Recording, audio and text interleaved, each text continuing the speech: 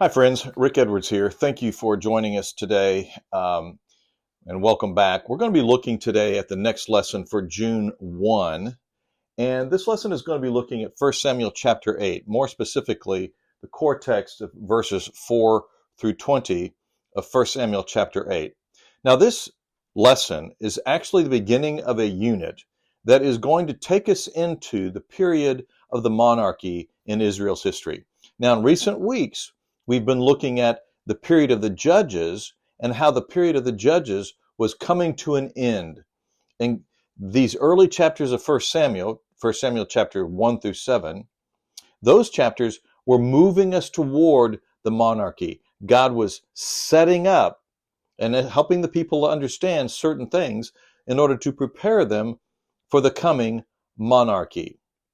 So these lessons are going to be very, very important in the overall history of Israel and understanding what God is attempting to do throughout Israel's history, to understand how he's moving toward Jesus, anticipating Jesus.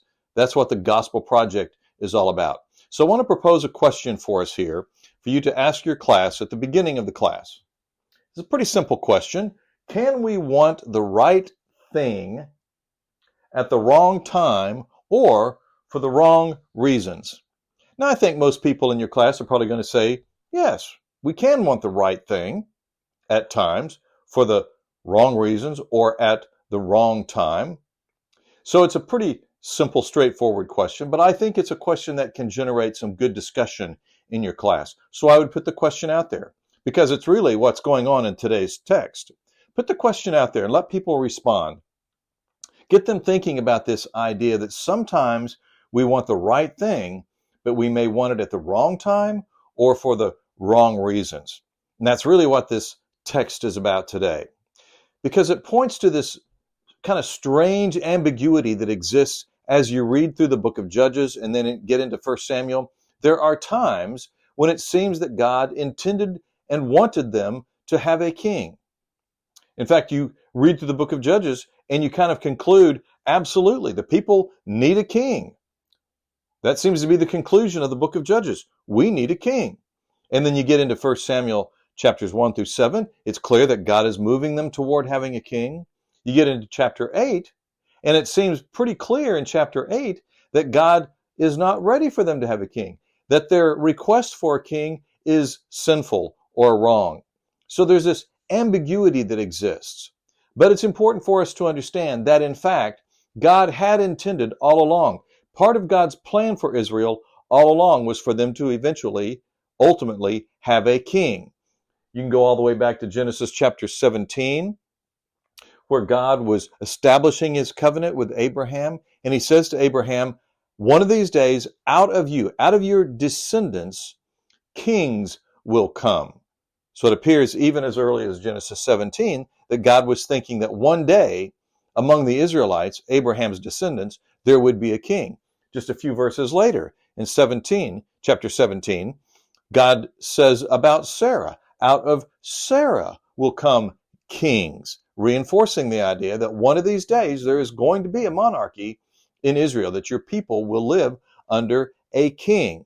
And then you get over to chapter 49, where Jacob is blessing his sons. He's blessing Judah in this instance, and he uses kingly language to say that from Judah would a kingly dynasty would be established and ultimately would come. So it appears to be a pretty good thing, or an anticipated thing, an expected thing in the book of Genesis. Then you jump over to Deuteronomy chapter 7. God actually provides guidelines for the king. He says, one of these days you're going to have a king. But he says, I will be the one to choose the king. The king should not gather a lot of wealth. And the king needs to be a student of the law, a follower of the law. So God establishes certain guidelines to be placed upon the king in Israel. Now, all of this points to a very important point that we need to understand about this whole business of the monarchy in Israel. God did want them to have a king eventually. He did want them to have a king, but he wanted them to have a different kind of king, as we saw back in Deuteronomy chapter 17. So God isn't rejecting the idea of a king, but he does want it to be understood that the king in Israel was to be a different kind of king, not a king like all the other nations had. Israel's kings were to be different. He even outlines the ways in which they're supposed to be different in Deuteronomy chapter 17. Now, we are providing another video that you can find here on the platform that talks about this issue. We go into a little more depth in talking about this business of a king. Did God want Israel to have a king or not? You may find that video helpful as you move into these lessons on the early days of the monarchy in Israel. And we talk about Saul and David, okay? But for now, just understand that it wasn't the idea of a king. God wanted them to have a king, but he wanted them to have a different kind of king. Now that gets us into chapter 8, verses 4 through 20. So we're not going to read all those verses now, but you have them. Look at them. And when you get into the class, there are some points of interest, things that I would note that I think are interesting or important for you to point out. And by the way, it's never a bad idea when you're talking to your class to ask them to look at the text and ask them, what do you notice in this text? What do you find interesting in this text? Now, it may not always be the thing you're looking for or the thing you're looking at, but it's never bad for your class members to go, I don't understand this, or I find this thing interesting. So let them have an opportunity to say, hey, I think this is interesting in the text. But a couple of things I would point out, just be sure to emphasize in the text itself, is that phrase where they say toward the beginning of the discussion and at the end, they say, we want to have a king so that we can be just like all the other nations. They wanted to be like all the other nations. This is important because God had made it very clear early on in Israel's history, he did not want them to be like all the other nations. This wasn't just a point of envy for them. It's not like they looked out there and said, we just want to be like them. No, they just perceived that a king, that these other nations were doing better because they had a king, and therefore we will do better if we have a king. So they were thinking, we want to be like all the other nations, and God is pretty unhappy about this. Samuel is pretty unhappy about this. It was the wrong reason. That's not why they needed to have a king, was so that they could be like all the other nations. In fact, God wanted them ultimately to be very different from all the other nations. And then you need to point out that according to this text, when they requested a king, God makes it clear.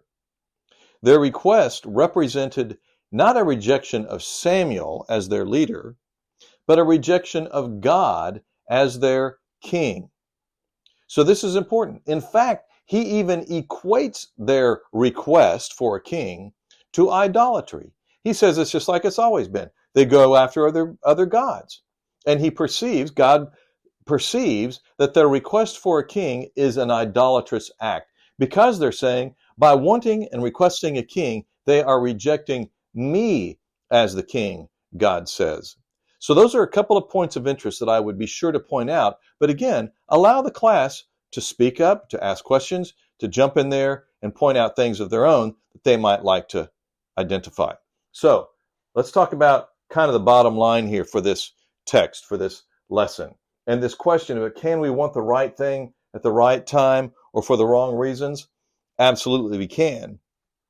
But some takeaways, or perhaps the takeaway for this lesson, is that we need discernment and we need patience as we walk through our lives and attempt to serve the Lord and follow the Lord. When I say discernment, what I'm talking about here is the ability to understand that God has a plan in place.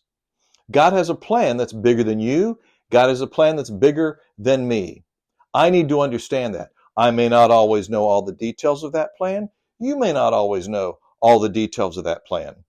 But the fact is, we need to understand, we need to have discernment to understand that God has a plan bigger than me, and that plan is at work. That plan is in play.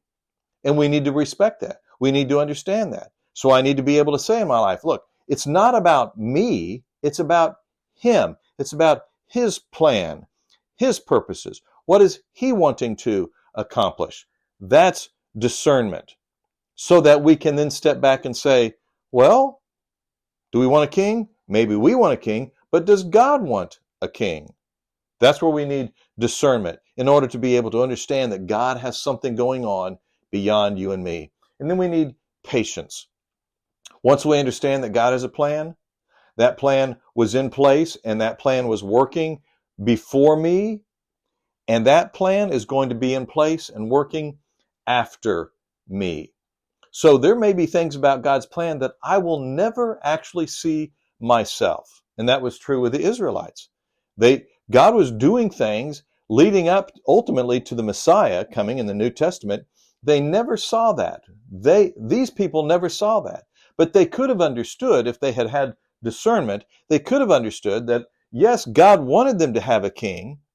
He wanted them to have a different kind of king, and that he had a plan in place to take the people into a certain direction over time. Therefore, they needed to be patient and let God's plan and let God himself have his way in his time and for the right reasons. So, takeaway, we need discernment to see God's plan, and we need patience to wait for God's plan. Great lesson for Samuel chapter 8. Thanks for listening.